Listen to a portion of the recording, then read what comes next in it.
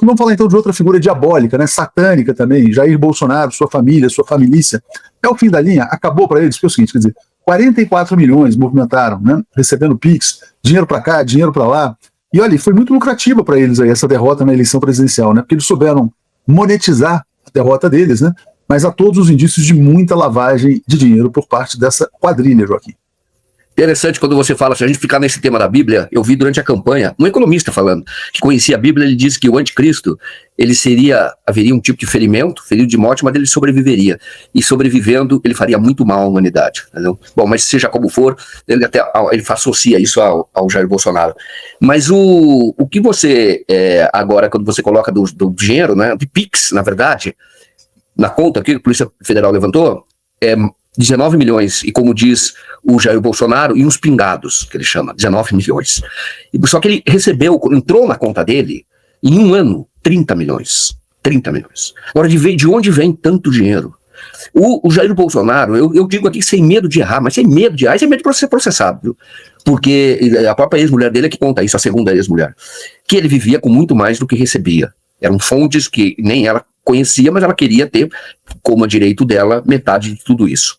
É só ver o patrimônio que ele construiu, e agora 30 milhões entraram na conta, são aplicações de todo tipo. E também sai dinheiro, ele manda 2 milhões para Michele, que é preciso também investigar qual é o papel da Michele nesse caso. Porque em um ano ela recebeu 2 milhões. Então, há sim indícios assim, mas muito fortes, de lavagem de dinheiro. Porque de provento, segundo o que a Polícia Federal apurou, quer dizer, de aposentadoria que ele tem pelos cargos que ele ocupou, lá do Exército, ele recebeu 300 e poucos mil. Isso dá o quê? 1% de toda a receita dele, que foi em apenas um ano. E aí nós sabemos que não foi só ele que enriqueceu. O Jair Bolsonaro, a família dele, ele é ressentido, a família dele era uma família muito pobre, que vivia em Eldorado. Tem um livro do Bolsonaro que ele mesmo conta, que é família pobre, você vê, tem fotos disso, e ele tinha um ressentimento porque tinha alguém que era de uma família que tinha posses, era rica, que é Rubens Paiva.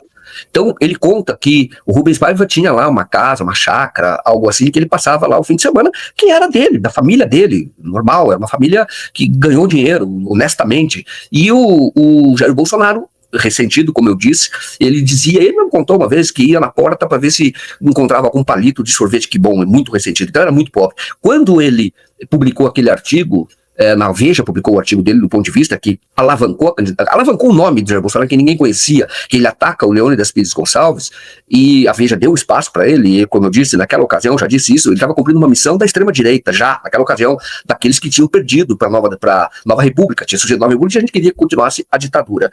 E ele tinha, isso quem trabalhava na Veja na época, não trabalhava, esse artigo é de 1986, ele conta que ele tinha um Chevette, ele ia lá de Chevette, ele era pobre, tinha uma moto, uma motocicleta, morava num apartamento da Vila Militar, e aí ele foi lá para negociar, vamos chamar assim, a publicação daquele artigo. Então ele era pobre. Agora você vê toda a família dele hoje, quem conhece o Vale do Ribeira sabe que a família dele tem lojas, tem muitas casas, é uma das famílias mais ricas ali do Vale do Ribeira, não é só Eldorado não, tem outras cidades ali onde eles têm negócios. Tudo isso, ou todo esse patrimônio foi acumulado depois que ele entrou na política, né? E até então, como eu disse, em 1986, tinha um Chevette, uma moto, e vivia lá no apartamento da Vila Militar.